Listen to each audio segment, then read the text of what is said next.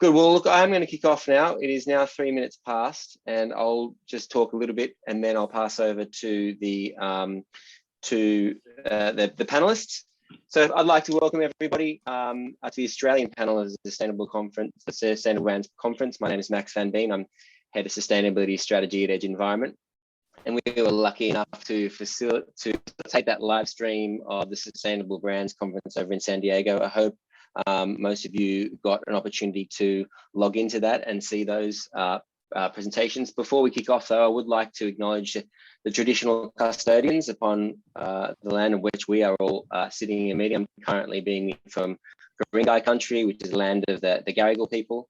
I'd like to recognise their continuing connection to land, water, and community, and pay respects to their elders, past, present, emerging.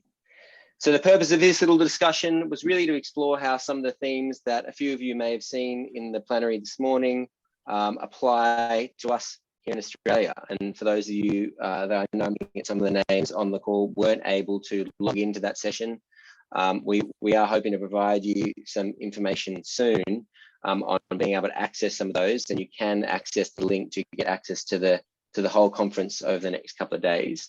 But the theme for this year is really around regeneration. And if you're like me, that theme or the whole concept or whole regeneration movement kind of fills me with both hope and trepidation. Hope because it's obviously the sort of medicine, the transformative medicine that we all need right now. And trepidation in the context that when it comes to regenerative movement, regeneration, there are still many unknowns. It's not a space where any organization can call themselves a true expert. And we are truly at the embryonic stage, both in terms of tactics on how it gets delivered on the ground and how we filter regenerative thinking throughout organizations. But before I do hand it over to the panelists, I just want to quickly highlight the conversations that were had today in the presentations. We first heard from Leigh Robertson, who's talking about how rebel leadership can help thrive organizations in uncertain times. We heard from someone called Nicole by Mimicry 3.8, which she talked through some of the basic themes of regeneration and how biomimicry is being integrated into the design of great spaces, and made us ask the question, how is the design creating the conditions for life? And she thought that was the most fundamental question that really needs to be asked when we're thinking about regenerative design. Rick Ridgway, of course, from Patagonia, a personal hero of mine, he told a little bit of a touching story about how values can shape a brand. And then Ord Gandon, the Global Chief Marketing Officer at Nestlé, talking about their journey in relation to regeneration. So following on from those presentations, we've actually been lucky enough to pull together 3 panelists who have taken their time today to riff with us on this topic. So I'm going to first introduce Margaret Stuart, Head of Corporate Affairs and Sustainability at Nestlé Oceania. Obviously linking, exploring how we are applying in Australia, or you are applying in Australia, some of the thinking around regenerative practices here. We've got Angus Harris, co-CEO at Harris Farm Markets. Of course, Harris Farm's been exploring ways to support regenerative agricultural practices within your supply chain for many years. So thanks for joining us, Angus. And of course, Lachlan Feggans, Director of Sustainability at Brambles Asia Pac, exploring how to integrate regenerative thinking and regeneration into your supply chain. So thank you all 3 for joining us. To kick things off, I might start with you, if you don't mind, Margaret. And maybe just following on from Ward's presentation there, I'd like to just quickly chat to you about how you're applying some of the principles of regeneration here in the Australian market and some of the thinking that's going on in Nestlé at the moment. So just to recap a little bit for those who didn't hear Ord speak, Nestlé is on a journey now to advance regenerative food systems at scale. That's everywhere that we operate. And the reasons for this really go back to the climate crisis. The IPCC report makes it clear that we really need to act urgently to halve our greenhouse gas emissions by 2030 and achieve net zero by 2050. But for us, 2/3 of the emissions associated with our business sit within our agricultural supply chains. So that's really a place where we need to put a lot of focus. There's a couple of things that we can do there. Just to take that down a little further, One is to make sure that we're not associated with emissions that might come about through deforestation, change in land use, and so on. The other is how we can actually manage the natural systems that we depend on in a much better way. So planting trees to draw down carbon, reforestation is an important part of that, but so too is switching to regenerative agriculture practices. Now, the trick for a company like Nestlé is we buy so many different ingredients from so many different places in the world. We have different ways that we deal with farmers in different countries. So what we're doing here in Australia is, first of all, we're looking at where do we actually have existing long-standing relationships with farmers and farming communities. We don't buy directly from farmers in Australia in the same way that we do in other markets, but we're looking at where we have those relationships and how we can begin to try some work that lets us look at how we can pilot things on farm that get the results that we need. The important factor that we need to consider as we look at this transition is that we actually need to consider a just transition as well. So this is not something where everything has to be borne by the farmer. We need to look more broadly at what regenerative agriculture looks like wherever we are, and what it means for the farmer to implement it, what the implications are, and what the implications are more broadly on communities as well as on the farm itself. And so we are at very early stages on that, but that's the direction we're looking now and beginning that work. So in terms of how that works on the ground, is that identifying opportunities and doing small scale pilots and then hoping to scale that up over time? Are there any particular markets, particularly within your areas that you're working at, or product lines that you're seeing there might be opportunities in at this stage? The focus right now for us in Australia is more on individual ingredients rather than product lines as such. We do have commitments around specific product lines, such as a commitment to get Nespresso to net zero emissions by 2022 and Kit Kat by 2025. But because we're talking about what happens in agriculture, the focus really needs to be right on the ingredient and the practices on farm. Pilots are the best way to start, because that way we start small, learn fast, and are able to move quickly once we've got those learnings from there. So that's the place that we're starting with aggregators and others that we already have existing relationships with and have partnered with on grain sourcing for quite some time. Thanks, Margaret. Lachlan, so look, Brambles, obviously recently you've highlighted some ambitions to integrate regenerative practices through your organisation, your supply chain. How's that progressing with you guys? I'd like to know a little bit about maybe some of the feedback you're getting from your team. Yeah, fantastic. Look, thanks, Max, and thanks, Edge, for putting this together. And look, I'm dialing in now from the traditional lands of the Wodi people on the Illawarra Escarpment. So pay my respects to elders past, present, and emerging as well. Look, for Brambles, we may not be a household name like Nestlé and Harris Farm. Just to give everyone a little bit of context here, Brambles is a supply chain logistics company. We operate a circular business model through the provision of reusable pallets and reusable containers. And we help organisations such as Nestlé and such as Harris Farm move their goods through the supply chain. And the key thing is the way that we do that is through a circular business model. So the platforms that we have, the pallets and the containers, are reusable. And that's where the sustainability or the environmental advantages of our circular business model really pay dividends. So that has provided us a really solid foundation from which to look at what's next when it comes to our sustainability vision. And when we got together as a team, when we used to be able to do that, the theme of regeneration was just really, really strong. And we all, coalesced around this theme and thought, this is what we've got to do. But of course, we had to get buy-in for that. It's just, here's the sustainability team. They're bringing in a new framework. They've got a new concept. What is it this year? So we had to obviously ground that in some really practical measures. So we did a huge amount of engagement internally and externally to actually bring people on board with the theme of regeneration. And what became clear is our customers, our investors, and most importantly, our people, they all wanted to be a part of this regenerative journey and this regenerative vision. So Brambles' purpose really is to deliver life's essentials every day. And the last couple of years. That's been really hard to do, but we've been doing it. What this vision, this regenerative vision, looks to do is to deliver life's essentials every day, but in a nature positive way.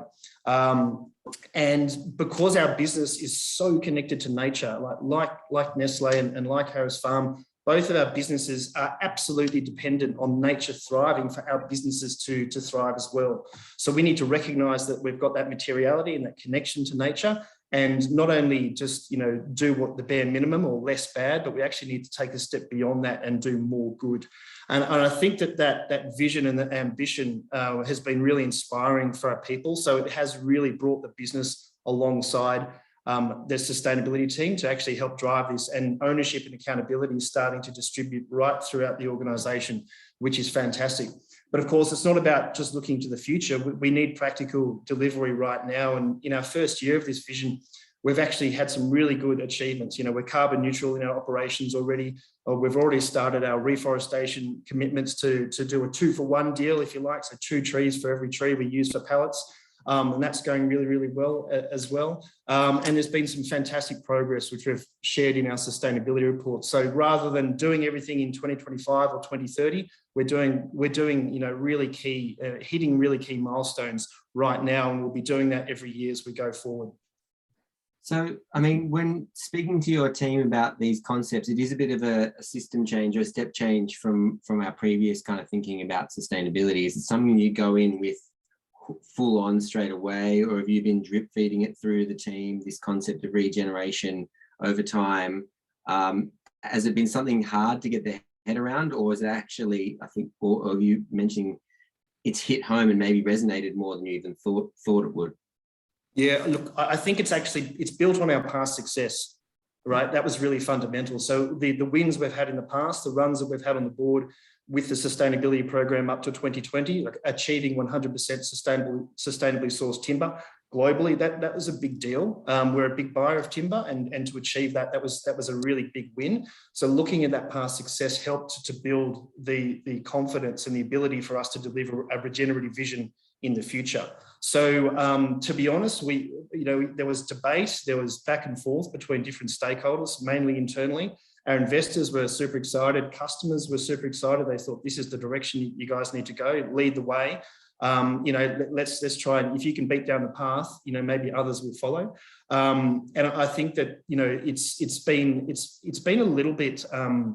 Let's just say we thought we'd get more resistance, put it that way, but we haven't, and that's been really positive. Yeah, thanks, Angus. Can you tell us a little bit about the journey that Harris Farm has been on in relation to generative thinking? What's been the process that you guys have gone through in thinking about Regen Ag? Thanks, Max. I think our journey started really on the back of the getting rid of plastic bags back in sort of 2017, 2018. We sort of came off the back of that and we were like, that's fantastic. We were sort of in the background helping all the retailers push towards getting rid of plastic bags. And we thought to ourselves, what's the next big thing we want to concentrate on? And we went out and we sort of had a look at, got you guys actually to do a bit of analysis of our carbon footprint of the business. And we realised that when we sort of included the scope 3 emissions, that was where the sort of big deal was for us. The electricity, as an example, accounted for about 1% of our carbon footprint, whereas beef cattle, which is 5% of what we sell by value, accounts for about 35% of carbon emissions when we include the scope 3. And so that started us looking to, okay, well, we think we've got to focus more on up the chain, because there's going to be opportunities to do everything with our own emissions. For example, we knew that our electricity was off contract at the end of this year, and so we were switching 100% to wind and solar. And so it was like, what do we do about up the chain, which is going to be, by far the biggest emissions for us. So that, as well as the onset of the drought that happened about that time, sort of really got us thinking about our farmers and what we can do and how we can help our farmers to get through this drought, but really focus on the greater goodness. And luckily, we had been buying eggs from a company called Balloon Creek, and we went to an evening. I think it was about 3 or 4 years ago, where the late Michael Jeffries gave a talk about soil and the importance of soil in trapping carbon, but then carbon being trapped, basically attracting water, and that being the change that farmers need to change their farming practices to make themselves more sustainable, but at the same time fixing the world. And we just sort of sat around and were like, well, if this is possible, that we could help farmers, help the planet, and therefore help the community, then we want to see how we can get part of this. And so that's where the sort of the journey into Regen came from. And we went down and visited Balloon Creek farms. And so we sort of seeing what they had done to change their whole environment. This was in the middle of the drought, where we went from driving through, this is the back of Canberra, it was brown and hardly any grass around, and suddenly you arrive at the Balloon Creek and they've regenerated all of their riverfront areas, and it was like the temperature went down by 5 degrees. And there was water everywhere. And myself, my wife, and Courtney, who runs our sustainability program, were just like, there is something in this. We need to do something about it. And so we started doing more and more work around Regen and seeing what a positive effect this was having for the local environment around Balloon Creek. We're like, well, I think the best thing we could do is try and spotlight regenerative farmers, and our part is to get the consumer to come along the journey with us. And so we launched a campaign last year, basically highlighting which products were regeneratively grown.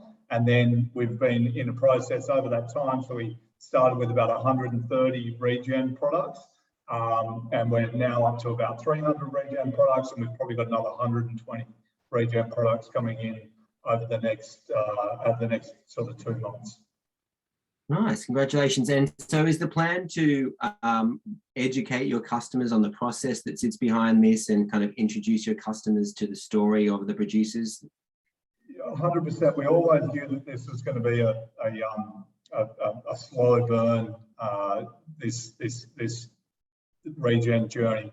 And so it was about what can we do to get the customers to understand that, and therefore make them want to purchase products that are regeneratively grown, with the idea being that if those farmers can get a premium, we can attract other farmers to start these processes, as well as what our greatest hope is that Coles and Woolworths and Aldi start stipulating that, and therefore we have a major change in the overall sort of food production that moves farmers towards Regen. One of the areas, obviously, within all of our shopping baskets where, from an emissions point of view, has the biggest impact lies obviously in red meat, particularly in beef. Have you got any examples of Regen practices being explored in your beef supplies? Yeah, so we work with Provenir, who basically works not just on the Regen practice about the farming practices, but more the sort of whole ecosystem. They bring the abattoir to the supplier. So it's about animal welfare as well. So the animal's not transported to another location. And so they're implementing the farming practices, the welfare practices, and then when we sell their product, they get a better price. And so it affects the community as well. Yeah. So I suppose maybe I'd like to open up this question to the group, which is actually looking at the social. You mentioned it before, Margaret, really around the social impacts or the social implications of regenerative. And there's obviously when we think about regenerative practices, our mind does tend to go to the ecological impacts. But I think I'd open up the floor. Do you guys have examples of how how we can apply regenerative thinking maybe to the context of community and social impact, some examples of where you might be seeing that within your supply chain. Yeah, look, for us, it's an area that we're looking really hard at, and we'll have some announcements coming out in the coming months. But the question comes, how do we encourage farmers to apply regenerative agriculture principles, and how do we recognise that perhaps through premiums and other systems as well? Because we know that there's a transition that they have to go through to get there, and in some instances, there can be productivity drops as they go through that. So we need to address that fairly. And so that's one of the things that we're looking at, is what's the best way to make sure that we're incentivising farmers to do the right thing for the longer term, despite what could be the short-term hit. Yeah, great. And so, Angus, from what you're seeing in terms of communities, are you finding that adopting some of these practices economically is making sense in terms of economic regeneration and that sort of thing? How is the product value going, particularly for those producers in terms of return? Yeah, so I mean, the sales of those producers has increased probably 2 or 3-fold within our stores. You know, I think on the overall benefits, I think the farming, you know, industrial farming has changed over the last 200 years, and the use of chemicals and the stress upon the system is really remarkable. That when you see that, particularly when you have a time of drought or you know, a time of hardship. And so I think by getting rid of chemicals, by moving back to more traditional farming methods, as people are trying to do with regenerative practices, we're going to see eventually, hopefully we'll get through that stage, Margaret, when yields increase and the product that you produce increases. And so, you know, that's the great hope for me, that those communities benefit along with the product and the consumers who purchase those products too. Yeah, I just want to open it up also to the people listening. If you do have any questions for Margaret, Angus or Lachlan, please do throw it in the chat and I'll pass it on to them. I think this is to everyone. Maybe Lachlan, you want to take this one, because obviously, you know, I've known you for a while, and we all see working in sustainability some waves in terms of trends in relation to this thing's in, this thing's out. How can we avoid this trap of, you know, of regenerative just becoming another buzzword within corporate sustainability practice, and actually, you know, integrating into the thinking within organisation, because it is obviously a bit of a step change in the way that we've traditionally think about sustainability. Yeah, look, it is, and we were cognizant of that risk as well, as this is another buzzword, another framework, and we certainly didn't want this thing to be just sort of passed over. What we've seen is that once we've defined it for ourselves as an organisation, you know, it's in its very simplest terms, it's really about pioneering regenerative supply chains. So when we move things along the supply chain, we're accounting for the bads, the impact that can have, and doing the work that we need to do to actually not just get to a zero or a zero harm perspective, but to go beyond that. And that's been really important, is helping define what regenerative means for our organisation. So moving beyond less harm or less bad to doing more good. And that's at a very, very basic level. I think also making it practical for the teams. I mean, we're a supply chain business, you know, it's operationally efficient. There's always going to be a cost focus, as it is with all large organisations. So you actually have to bring in that concept of, hey, look, if we can actually do this, there is money to be saved here, and there's a really practical element to that as well. But also with what you do on a day-to-day basis, be it in logistics, be it in operations, these are the tasks that are going to help your particular sphere within the wider ecosystem become more regenerative. We've seen our operations, you know, adopt more renewable energy right around the world, and we're in 60 countries, so that's a lot of operations that are switching over to renewables. And you can start to see that carbon intensity per unit produced, or like per pallet or per crate produced, is actually improving dramatically because of that inset of renewable energy. And we've got a way to go on that as well. We're going to be, by 2025, we're going to be 100% renewable, and I think we'll hit that one nice and early, which is great. But also, when it comes to our procurement as an organisation, we're a big organisation. And as I mentioned, we buy a lot of timber. What we've seen in the supply chain, in the forestry supply chain, when we've demanded that our timber needs to be sustainably certified, it has actually made the supply chain of that more efficient, more cost efficient, and those savings have been shared amongst all the different players in that space. And that has transformed the global forestry supply chain by saying, we want this up here, and bringing those supply chains along with us. And that's been really, really critical.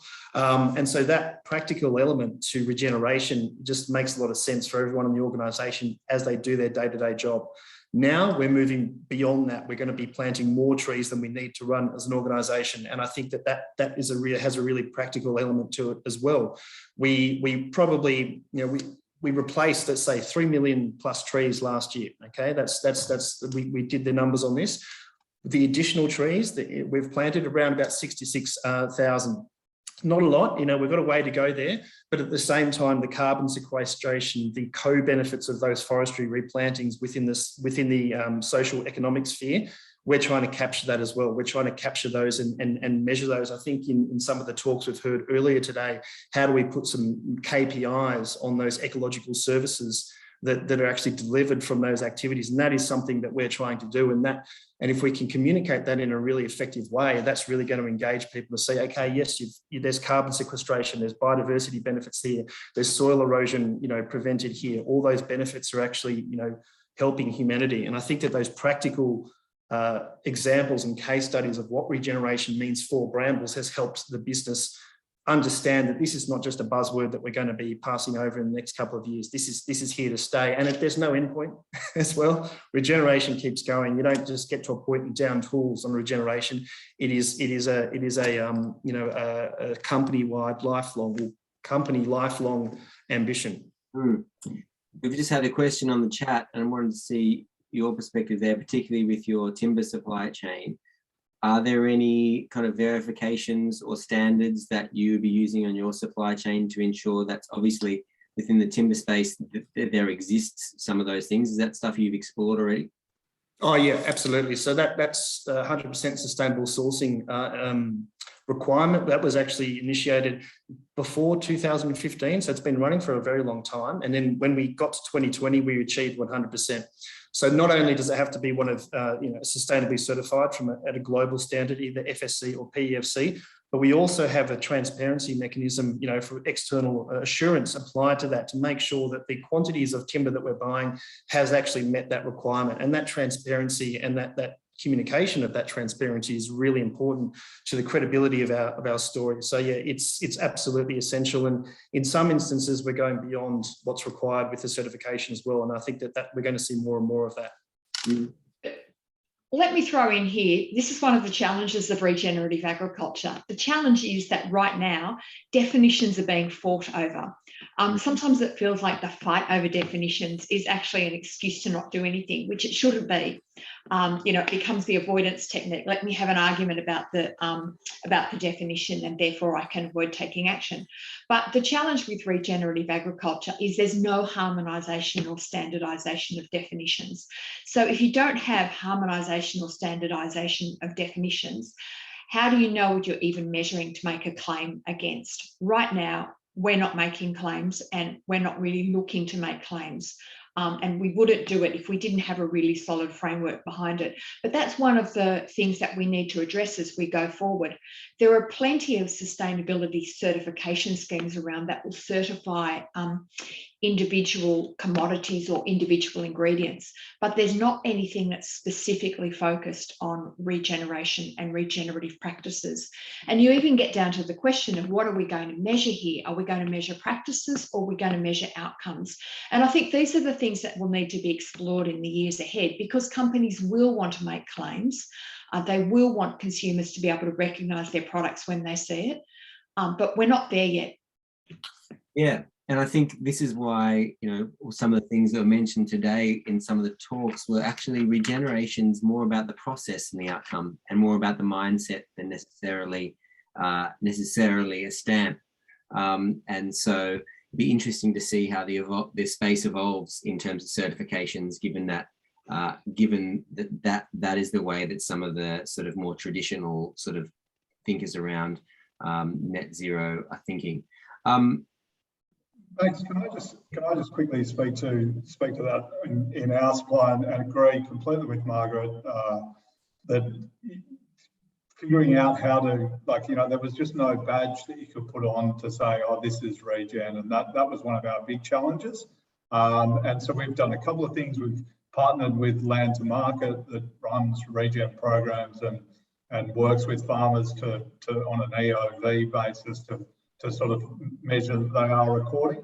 But for our individual products, I just went to the smartest guy I knew on Regen, who was Charlie Arnott, and said, Charlie, can you work with us and just verify the products that we're going to sell as regenerative? Yeah. And I think what he would have found, and I mean, again, this is all learning space for all of us, but it does seem to be so unique to the place and the environment in which all of these farmers, the community in which they're operating, the unique requirements that they need to add back to their communities, to their unique ecosystem. And so maybe the whole regenerative space is not built for single slap, you know, here's certification of good versus bad, and that the whole nature of it does require a bit more of a bespoke approach. All very interesting ideas, and maybe takes us out of the sort of comfort zone, particularly all of us who've worked in sustainability a long time, which is, this is good, this is bad, this is certification, this is uncertified. You know, to be seen. Margaret, I suppose I wanted to ask you, there's obviously a lot of discussion at the moment around, especially in Australia, around net zero targets. Obviously, Nestlé has got some net zero targets as well. How does the regenerative discussion fit in with the net zero agenda? Are they mutually exclusive? Does one support the other? Do they take over a conversation in different times? So there's a lot to making a net zero commitment, and we have put out a detailed roadmap there of which regenerative agriculture is one part.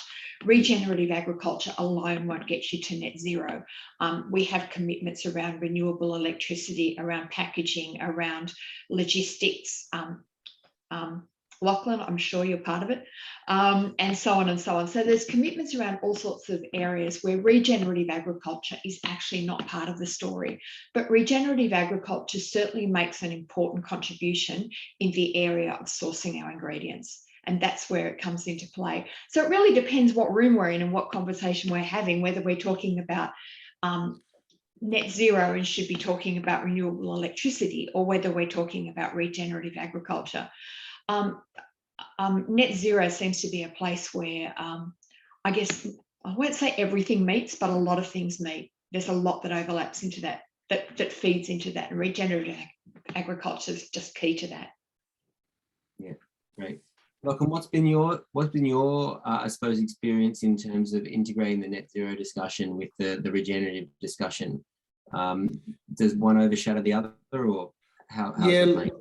I think the net zero piece is a subset of a broader regeneration vision, and I think it's a waypoint, right? It's a place that you can get to at a point in the future where things are balanced out, okay? But it doesn't mean net zero impact, right? There is still impact in the organisation, so you still need to actually work at that absolute reduction, you know. And like, we've got the same challenges as Margaret and Angus in our supply chain.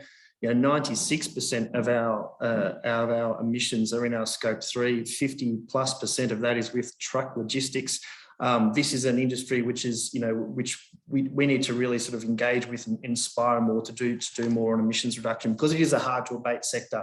All right, so trying to achieve net zero emissions in the transport, you know, sphere is a really big challenge, and it's going to require a lot of collaboration, a lot of sharing of ideas and knowledge and technology and plans, because you know, you can't do it alone at all.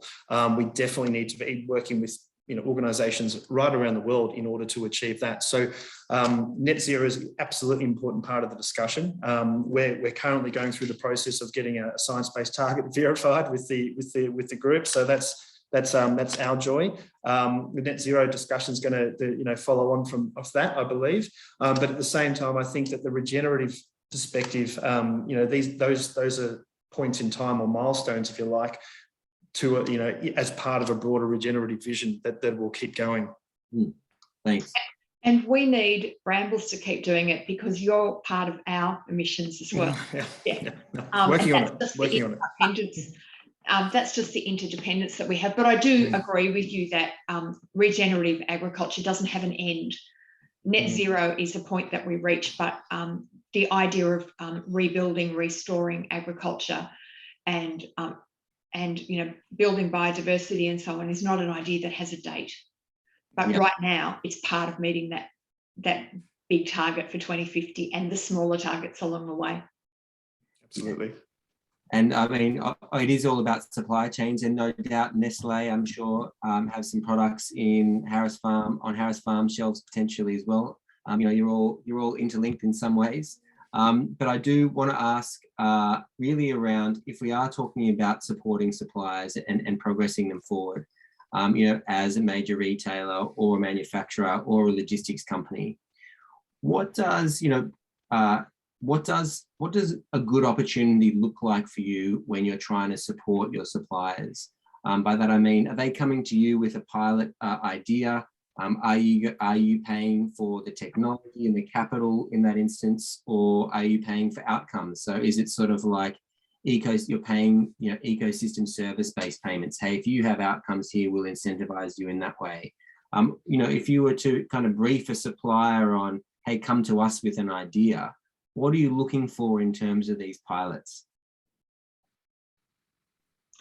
Anyone want to take one of those? I think I want to hide under the table. That's a huge question. I think the answer is yes, which sounds like a really cheap answer, but the problem is so complex that you need to take answers and solutions where you can find them. That said, you can't take them all because there are only 24 hours in the day ultimately. So, but one of the things that we've done is we've put together, like globally, a $1.75 billion, this Australian dollar, fund to support this over the next few years. That includes things like research and development, technical assistance and support for farmers is all built into that. And the R&D, some of that is related to, I guess, work that is done, scientific work, as opposed to how do you bring it through to the farmers. The next part of it is where we can offer investment support to bring systems in line, like where might investment be needed. And the third part is where can we pay premiums for products that have been produced regeneratively. With that also comes the idea of how do you support farmers through that as well. So I guess answers will come from all kinds of places. We need to be open to looking for them. We need to be searching for them ourselves. And we need to be open to people bringing them to us, which is in fact how we approach a whole range of other problems already. It's part of our approach to innovation. It can also be part of our approach to sustainability. Yeah. For us, it's about this using the product as a spotlight and hopefully leveling the field over time. So, the ways of operating now that are considered regenerative and maybe have higher cost, we can put that in front of a customer and make sure that they see it and hopefully buy it. And whether that's the Paris Creek butter or the Maloon Creek eggs, it's about making that product popular, and then hopefully other suppliers are going to see that and emulate part of it, and that should lead to those practices becoming part of what we do. Yeah, I think in this regard, it's interesting, and what we find ourselves doing is playing a sort of an educational role, both upstream with suppliers and also downstream with customers. And we've got two of our customers on the panel with us right now, and what we tend to be doing is to say, look, here's an easy one, right? We've got a circular, reusable logistics platform system that you guys can participate in, and what we do is we quantify the environmental benefits of that over single use, right? And that helps to differentiate the benefits of a circular model versus a single use model. And that education piece and that quantification piece has become more and more valuable for our customers. We're getting a lot of interest in that from investors. And I think that quantification is quite unique in that regard, where you can say, look, this is the residual, this is the benefit, for carbon, waste, water, whatever it might be, from using a circular system, and we independently verify that as well. So that is a key thing with our downstream engagement processes that it's never ending, it's relentless, and our commercial teams are doing a fantastic job of that. But we're also then needing to do that work in our upstream supply chain as well. And one of the things we've done this year, one of the early wins on our regenerative journey was introducing what we call our first regenerative product. Harris Farm's got the regenerative food products, and Margaret's got the regenerative farming. We've got an upcycled platform. It's a wheeled dolly, and it's made from 100% post-consumer recycled waste. Okay, and this is an opportunity that we have to step outside of our boundary and say, how can we address an issue, plastic waste? And I can tell you, plastic waste is an issue both Harris Farm and Nestlé are dealing with, and all the retailers are dealing with on a daily basis with their consumers. How can we play a role in stepping outside and helping to solve an issue, locking this low value plastic waste up in a higher value circular product and locking it up for a long, long time? And so that product can do its job over and over and over again. So there's an example where we've played an education role, we've engaged our suppliers and said, can you solve this problem for us? And we're getting solutions. And this is just one example, and we've made a commitment to have 30% of our plastic products have recycled content by 2025 and 100% by 2030. We don't know how we're going to get to that 2030 point yet, I can tell you, because the technology is not there yet. But we've made that commitment, and we've voiced that concern. Another thing is our zero waste to landfill stuff. We've done a really good job of achieving zero waste to landfill with plastic and wood, our product waste, but we've taken that into our third-party service centres as well. And so these are very cost-conscious, operations, and introducing these concepts can be really challenging. But that is our challenge going forward, is we want to try and get our supply chain to zero waste as well when it comes to wood and plastic in their supply chain. So that's going to be an educational process. At the same time, there might be more cost involved, but we know it's the right thing to do, and it's aligning with our regenerative vision. The final point I'll say is we've had to get people in the business who know what they're doing here. We've actually hired a head of decarbonisation to really help us develop a roadmap to decarbonise our business, to address our Scope 3 emissions in a really systematic and practical way. And that work is underway right now. And we hope to have that plan shared externally, later in FY22. But it's a really exciting time. We are in 60 countries. If we make this change, it's going to have an impact, and that's really exciting. Thanks, Lockie. Well, look, I might open up on this, Angus and Margaret. Have you got anything else that you'd like to add to round off this conversation? No, and look, there are no other questions from the group following us live. So, look, I think we might just leave it there. For all those people that are online or are watching this afterwards, this will be uploaded to the Sustainable Brands Conference International website. So hello to people outside Australia watching this recording. And also for everyone who wants to share this around or check out the Sustainable Brands Conference, the link was in the invite to this, and I think there are some really great workshops and plenary presentations that I think will be available for the rest of the two-day conference. So we'd encourage you to go check that out. Thank you very much, Margaret, Angus, and Lachlan. It is really good to hear of organisations exploring what the future of regenerative principles and practices look like within supply chains, within operations. So please do keep fighting the good fight. I think the key themes that I'm taking out of this discussion today is it is very much still an emerging space.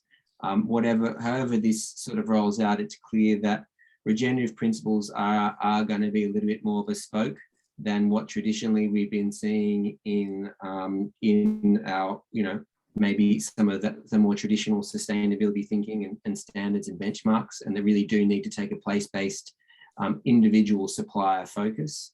But that is a good thing. because if we can do that, we can actually start embedding some of these practices, I think, in a more sort of fundamental way. So thank you everyone for your time. Thank you everyone on the call, and have a great day. Thanks, Max. Cheers. Thanks, Margaret. Thanks, Angus. Thanks everyone. Bye. Bye. Bye.